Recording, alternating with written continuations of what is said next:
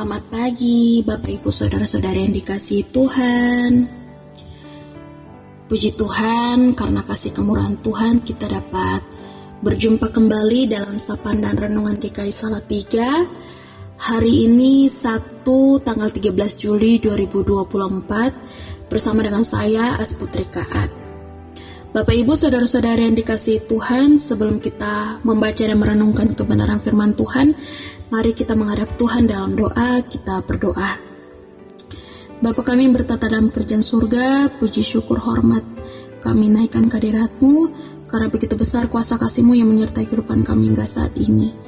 Bapa, saat ini kami rindu untuk mendengarkan firman-Mu. Kiranya Bapa boleh menolong dan memberkati kami, sehingga firman-Mu ini tidak sekedar kami baca, tapi kami boleh menghidupi dan melakukannya dalam kehidupan kami hari lepas hari. Berfirmanlah bagi kami ya Bapa, kami anak-anak-Mu telah siap mendengarkannya. Di dalam nama anak Yesus Kristus, firman yang hidup, kami telah berdoa dan mengucap syukur kepada Bapa di surga. Amin. Bapak Ibu Saudara-saudara yang dikasihi Tuhan, firman Tuhan pada pagi hari ini terambil dari kitab 1 Samuel pasal yang ke-17 ayatnya yang ke-24. 1 Samuel pasal yang ke-17 ayat yang ke-24. Ketika semua orang Israel melihat orang itu, larilah mereka daripadanya dengan sangat ketakutan. Dari firman Tuhan yang telah kita baca, kita akan renungkan bersama di bawah tema Jangan takut kepada raksasa. Bapak Ibu Saudara-saudari yang dikasihi Tuhan, takut adalah salah satu bentuk emosi dasar sebagai suatu mekanisme pertahanan hidup yang terbentuk sebagai respon makhluk hidup terhadap kondisi yang membahayakan dirinya, seperti rasa sakit atau ancaman bahaya. Ketakutan adalah salah satu dari emosi dasar dalam diri manusia, sama seperti kebahagiaan, kesedihan, kemarahan. Ketakutan dapat timbul dalam diri semua manusia, termasuk juga dalam diri umat Tuhan. Dan rasa takut sendiri biasanya disertai dengan reaksi pada tubuh dan pikiran, seperti perubahan mimik wajah, peningkatan detak jantung, dan rasa cemas. Nah, dari bacaan kita saat ini merujuk kepada rasa ketakutan yang ada dalam diri semua bangsa Israel ketika mereka melihat dan berhadapan dengan raksasa dari bangsa Filistin yang bernama Goliat. Ketika Goliat berteriak dengan suaranya yang nyaring untuk menantang orang Israel, mereka semua merasa takut dan gemetar. Nah, ini kita bisa baca pada ayat yang sebelumnya, ayat yang ke-11. Ketika Saul dan segenap orang Israel mendengar perkataan orang Filistin itu, maka cemaslah hati mereka dan sangat ketakutan. Nah, ini kita bisa membayangkan ya, bagaimana keadaan atau kondisi yang sangat mencekam saat itu, karena orang Israel tidak ada yang berani melawan dan sanggup menghadapi tantangan Goliat tersebut. Fakta yang mereka lihat dengan mata kepala mereka bahwa musuh tersebut terlalu besar untuk dapat dikalahkan. Nah, bukankah demikian juga yang diakui dan dikatakan oleh ke-10 pengintai tanah Kanaan?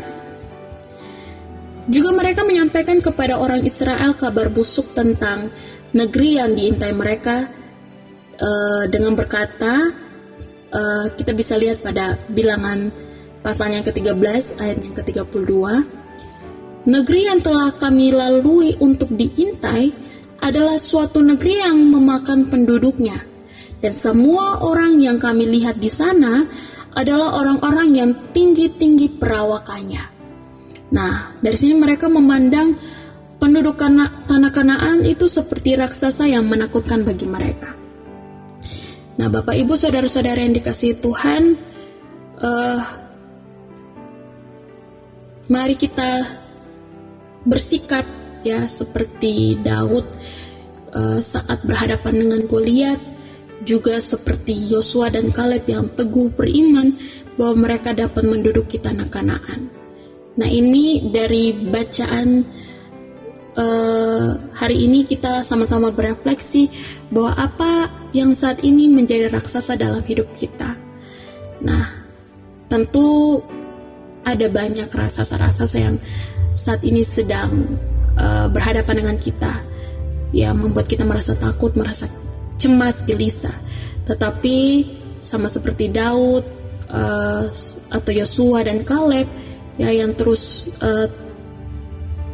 kuat dan bertahan dan selalu meyakini bahwa Tuhan selalu ada bersama dengan mereka. Dan ini pun juga terjadi dalam hidup kita, bahwa bersama dengan Tuhan kita sanggup mengalahkan raksasa-raksasa yang ada di depan kita, dan kita terus yakin bahwa kuasa Tuhan sanggup menolong kita. Tuhan memberkati kita dengan firman-Nya.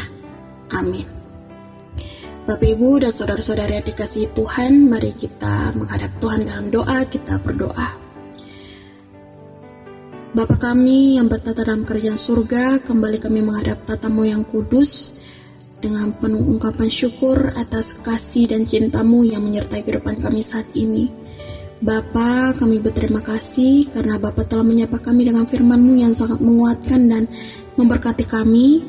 Kami tahu dalam kehidupan kami tentu ada banyak masalah, tentu ada banyak raksasa-raksasa yang selalu menghantui kami, yang selalu ada di depan kami. Entah dalam sisi ekonomi, sisi pendidikan, kesehatan. Tetapi kami mau belajar seperti Daud, seperti Yosua dan Kaleb, yang dalam situasi yang menakutkan bagi orang Israel, mereka terus menguatkan bangsa Israel bahwa Tuhan selalu ada bersama-sama dengan mereka. Dan itu pun juga terjadi pada kami, ya Tuhan. Kami mau belajar untuk terus beriman dan terus percaya bahwa dalam ketakutan kami, dalam menghadapi masalah, Bapa selalu ada dan menyertai kami.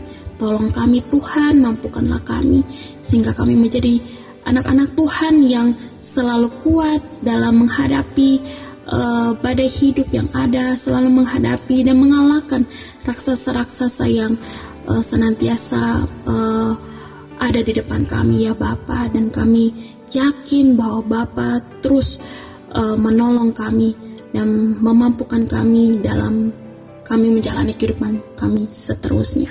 Ya Bapa, saat ini kami akan melanjutkan aktivitas kami, ya Bapa. Kami mau menyerahkan kehidupan kami seluruhnya ke dalam tangan pengasihan-Mu, ya Bapa.